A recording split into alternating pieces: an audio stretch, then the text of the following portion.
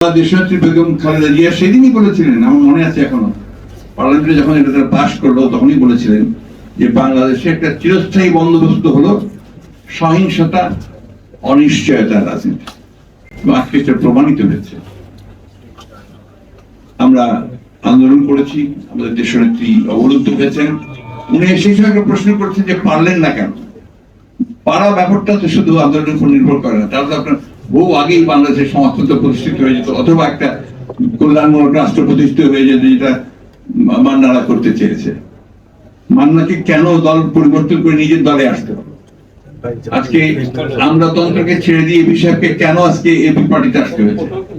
AB পার্টির যারা উদ্যোক্তা তারাই বা কেন আর একটা নতুন করে দল তৈরি করেছেন? এই বিষয়গুলো আপেক্ষিক, এগুলো এখন এই সময় নেই যে সেই বিষয়গুলো আমি এইভাবে আলোচনা করবো। তো একটা কথা আমাদের সবাইকে স্বীকার করতে হবে, এই দেশের মানুষ পরিবর্তন চায় এবং তারা সত্যিকার অর্থেই একটা ভালো বাংলাদেশ দেখতে চায়, কল্যাণমূলক রাষ্ট্র দেখতে চায়, এটা দেখতে চায়। সেই কারণে আমরা, আপনি যতই বলেন, বিএনপি কিন্তু ত্যাগ কম স্বীকার করেন। বিএনপির নেত্রী এখনো কারাগারে বন্দী, সেটা গণতন্ত্রের লড়াই কিন্তু বন্দী।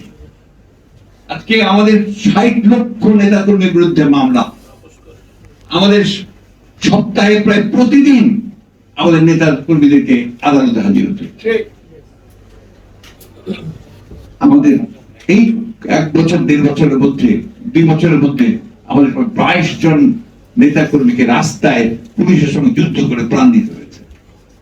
আমাদের 700-র বেশি নেতা কর্মী গুম হয়ে গেছেন, এমপি সহ।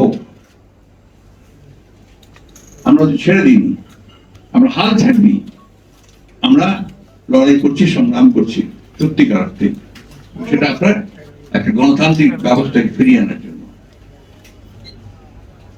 আমি আগেই বলেছি যে আসলে আমার বক্তব্যটা আজকে একটু গোছানো হবে না, চতুর্দিকে এত আপনার পণ্ডিত মানুষ, এত দিক এখানে আমি আপনার আমাদের একটু অবাক হয়েছি যে সিলেবাস আমাকে হঠাৎ করে এই বই উদ্বোধনের জন্য আমন্ত্রণ জানালেন কেন। পরে একটা জায়গায় মিল খুঁজে পেয়েছি, যে আমি এক সময় আপনার সরকারি চাকরি করেছি, উনিও করেছেন এবং এখন রাজনীতিতে এসছেন।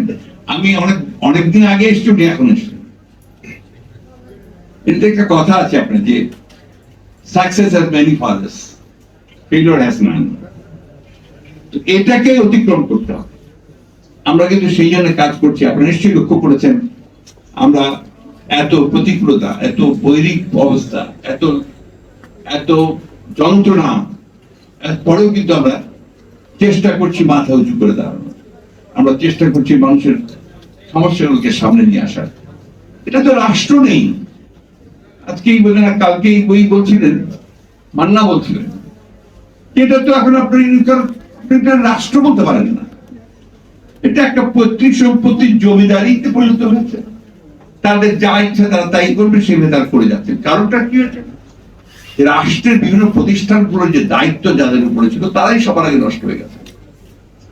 যে কথাটা মাওলা ভাই বলার চেষ্টা করেছেন যে আমলাতন্ত্রকে নষ্ট করেছে, হয়তো বহু আগে থেকেই চলছে, কিন্তু ওই যে জনতার মঞ্চ বলে একটা মঞ্চ তৈরি হলো, সেইখান থেকে আনুষ্ঠানিক ভাবে আপনার সন্দেহ শুরু হয়েছে সেই কাজ, এবং আমরাই এই সেটা আমরাই করেছে।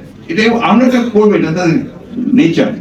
আমরারা তো আপনার মতো কয়েকজন এক্সেপশন আমরা তারা সহজে আমরা খুঁজে পাওয়া যাবে না এখনকার দিনে, কিন্তু তারা এটা করবে এবং এটাই তাদের কাজ। আমি বহু আগে একটা ইংরেজি সিরিয়াল ছবি দেখছিলাম, আপনার ইয়েস মিনিস্টার, আপনার মনে থাকতে পারে। তো ওইখানে ওই একই অবস্থা ছিল।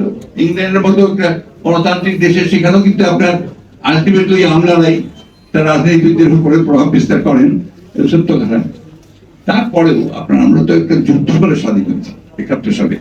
লক্ষ্য ছিল কি যে আমরা একটা সত্যিকার অর্থেই একটা গণতান্ত্রিক রাষ্ট্র নির্মাণ করবো, যে রাষ্ট্রতে সকলের অধিকার কেন সুপ্রতিষ্ঠিত হবে। আমরা বহুভাবে চেষ্টা করেছি, দুর্ভাগ্যজনক ভাবে আজ পর্যন্ত 53 বছরের চলে গেল, আমরা কিছু করতে পারি। এই মাসটা আমাদের জন্য খুব কষ্টের মাস, দুঃখের মাস। এই জন্যই আমি মনে করি যে এই মাসে 30 তারিখে 43 বছর আগে আমাদের শহীদ রাষ্ট্রপতি সাহিত্য ঘোষক জিয়াউর রহমানের শাহাদাত হয়েছিল। কেন সাদা বরণ করেছিলেন, তাকে মেরে ফেলা হলো কেন, সেই বিষয়টাও কিন্তু আমরা খুব গভীরে গিয়ে তদন্ত করিনি, অনুসন্ধান করিনি। এই বিষয়গুলো সব করে জাতির জানা দরকার। আপনারা হয়তো বলবেন যে আপনারা তো সরকারে ছিলেন, তারপরে কেন করেননি? নিশ্চয়ই এটাই তো আমাদের বেশ কিছু পূর্বে।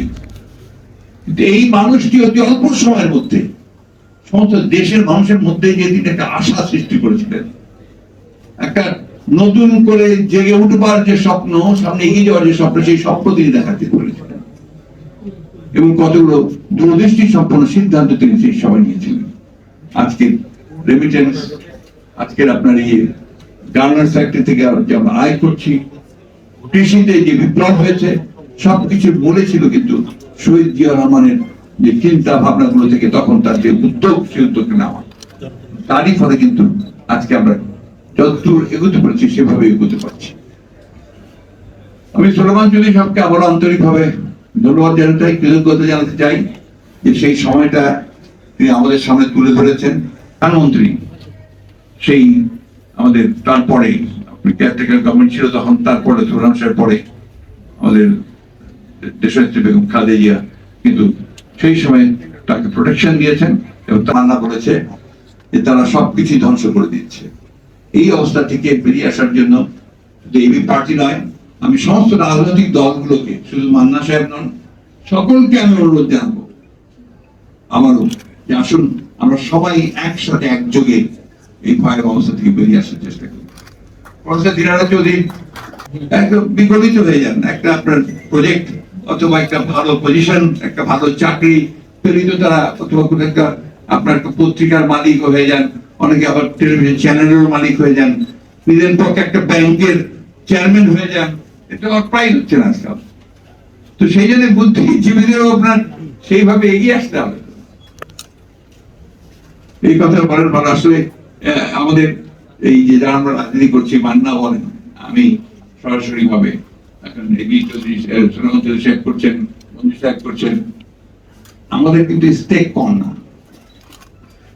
আমরা সেগুলোকে জয় করি, কিন্তু এগিয়ে যাওয়ার চেষ্টা করছি। আপনারাও আসুন, সবাই আসুন, দেশটাকে আমরা বাঁচাই। সবাই আসুন, যে দেশটা আমরা আমাদের স্বাধীনতার জন্য তৈরি করেছিলাম, সেই দেশটাকে আমরা রক্ষা করি। আমি আপনাদেরকে আবারও ধন্যবাদ জানাতে চাই আয়োজকদেরকে, যারা সত্যিকার অর্থেই দেশপ্রেমে উদ্বুদ্ধ হয়ে রাজনীতি করি। আমরা কিন্তু রাজনীতিকে প্রতিষ্ঠা করবার জন্য রাজনীতি করি, আমরা যেটাতে বিশ্বাস করি। এবং এখানে যে কথাটা আমাদের সবসময় মনে রাখতে হবে, যে সময়টা, এই কালটা শুধু বাংলাদেশের জন্য নয়, সমগ্র পৃথিবীর জন্যই আমার কাছে মনে হয় একটা নষ্ট সময় এসেছে। এখানে আপনার কোন তত্ত্বতে আপনারা কেউ পৌঁছতে পারবেন না, সেই তাত্ত্বিক জায়গাগুলোতে নিতে পারবেন না, খুব কঠিন কাজ। এখন শুধু দেশের রাজনীতি আছে, ভূ রাজনীতি একটা বড় ফ্যাক্টর পালন হয়ে কাজ করে। আমরা লড়াই করছি, দীর্ঘদিন ধরে লড়াই করছি। যে কথাটা প্রফেসর দিনারা চৌধুরী বলেছেন যে পঞ্চদশ সংশোধনী যেটা হলো আপনার, যেটাতে তত্ত্বাবধায়ক সরকারকে বাতিল করে আপনার আবার দলীয় সরকার অধীনে নির্বাচনের ব্যবস্থা নিয়ে আসা হলো। আমরা তো প্রচুর আন্দোলন করছি,